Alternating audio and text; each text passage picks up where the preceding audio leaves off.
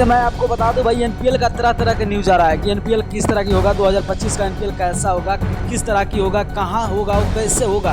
क्या उसमें बहुत सारे न्यूज़ आ रहा है कि एनपीएल की किस तरह की होगा। मगर मैं आपको बता दूं भाई, एनपीएल का अगर आप देखोगे जो कैन पेज पे, स्पेशली अगर कैन पेज नेपाल के कैन पेज है, उस पर स्पेशली आ चुका है कि जो एनपीएल 2025 का होगा कुछ अलग होगा। क्योंकि 2025 का एनपीएल का अगर बात करें, जो एनपीएल में उसमें साफ साफ लिखा गया है कि देखो 2025 का एनपीएल कुछ अलग होगा। और किस तरह की अलग होगा कि देखो इसमें फॉरेन प्लेयर ज़्यादा आ सकते हैं, यानी कि विदेशी प्लेयर का ज़्यादा एंट्री हो सकता है, या किसी पैसे के हिसाब से देखा जाए तो प्लेयर के ऊपर कुछ अच्छा दाव लगा सकते हैं। मगर इस तरह की अपडेट आ रहा है और एनपीएल का ये बहुत बड़ा अपडेट है, क्योंकि लगातार एक हफ्ता में दूसरी बार कैन का ओर से बैठक हो चुका है, यानी कि फ्रेंचाइजी का जितना ओनर है वो सब, और पारस खड़का सर भी उसमें शामिल थे।